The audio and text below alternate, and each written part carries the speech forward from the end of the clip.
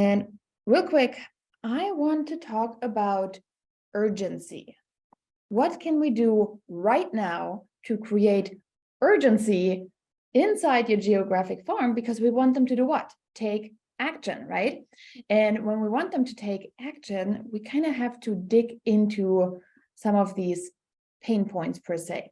And I know it doesn't sound very fun, but really somebody will not take action unless there's either a pain that is growing and is making them take action, or there is a deadline.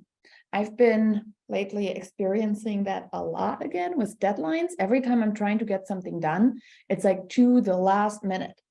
And then it's like, oh no, there's a deadline and I have to like get to it. So deadlines are literally your best friend.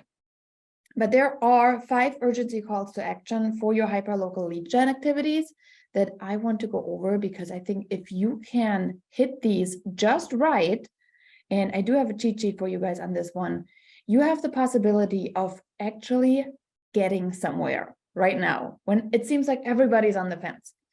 So when it comes to creating urgency, I've identified 5 urgency levels where you can say, okay, how can I create that urgency?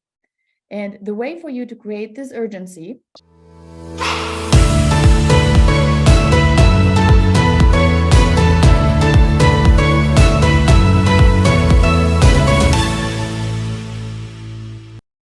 number 1 is the accuracy urgency. What do I mean by that? When you have home values, we are literally changing them daily at times, right? Neighbor's house lists for X, the value just changed. Neighbor's house closes for Y, the value just changed. So the accuracy that you have when it comes to, what we deal with on a daily basis, home values, this is an amazing factor to exploit. So example, you could say your home value just updated and it's now available for you at and drive them to your website, right? So this way you have the urgency factor of accuracy in there. And don't worry, I got something to share with you on that one. So that is number 1.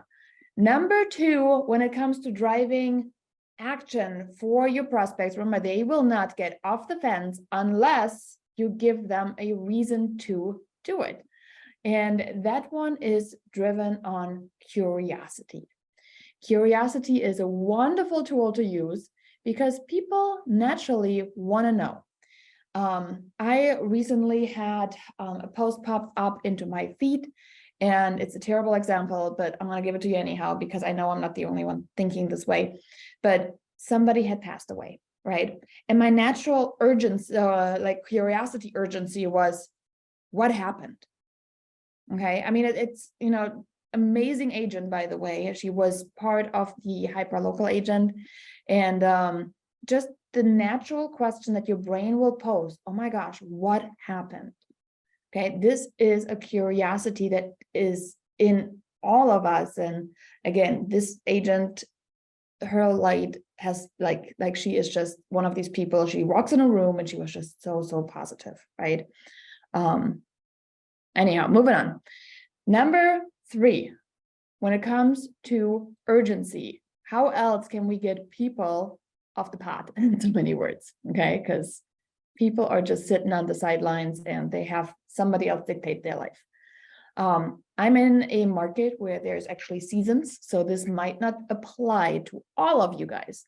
But for those of you that are in a market where trees change color, it looks prettier in one season than the other, seasonal urgency is amazing. It is currently my personal favorite, because seasonal urgency means that I don't really have to drive it. Mother Nature is driving the urgency for me. Meaning, right now we are getting ready for what we call a spring picture campaign. We want to make sure that people are capturing their house the way it looks best for curb appeal, while there's still green grass and not necessarily snow and all of that good stuff. So I want to make sure that I actually use that to my advantage through a means of seasonal urgency. Again, Mother Nature is doing it for me. So I feel a whole lot better because I don't have to be the, sales person in so many words saying like, hey, you make sure that, you call me right away. Mother Nature is doing that. I'm not the one in charge of trees losing leaves, right? So seasonal urgency, one of my absolute favorites right now. Number 4, when it comes to creating urgency, so your person gets off the fence, is hyper local urgency. And what that is really is kind of tied to the seasonal in my case, but it doesn't have to be. So example is we're already having conversations for next year's listing, right? Right now it's 2023. I'm having conversations with people looking to list in 2024. And as of right now, I got 3 more picture appointments that are happening tomorrow, actually, for 2024 listings. I have 1 that is already ready to go. We're currently looking for their next house. And then I'm working on a couple other ones. Okay, so this is right now, not even Q4, yet I already know what's happening in Q1 of next year because I have a hyperlocal farm. So how do you create this hyperlocal urgency? Okay, it's a matter of, hey, I'm already promoting my 2024 listing from your neighbor who's getting ready to sell next year. And it's like, whoa, they're already there. Like they feel like they're left behind. It's kind of like a FOMO, the fear of missing out urgency of like, oh my gosh, I need to get to it. And it's really just helping people to get prepared in a way that is then getting the market ready in the best possible way. Now, there is another one, and I will say I'm not necessarily the biggest fan of how it is used right now. And there's a much better way, and I'm going to give you the much better way.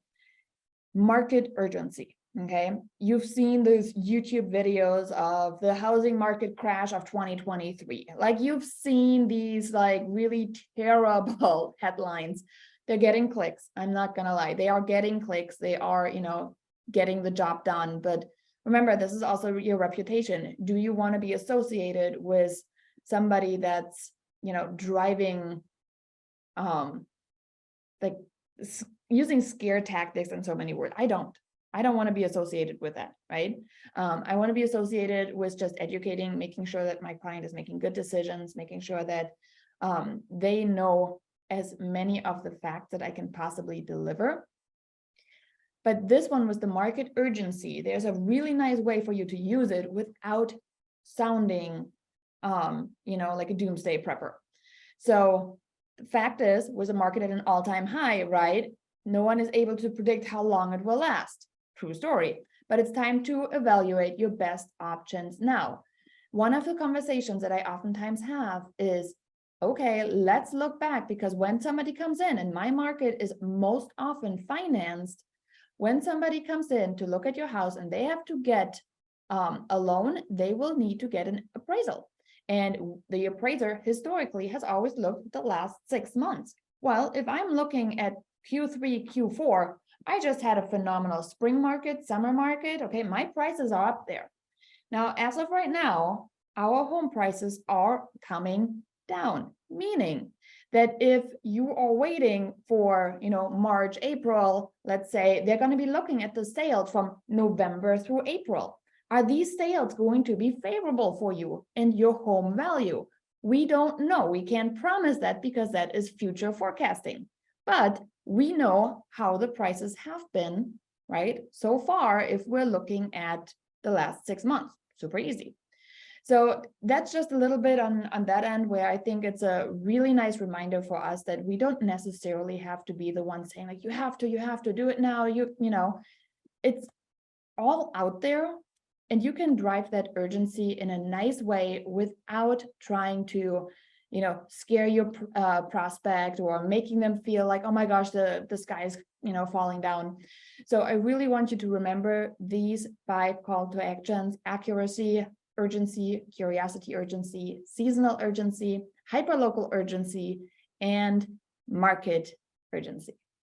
So again, wrapping this one up, I hope that was helpful for some of you to just kind of think about, how am I driving urgency?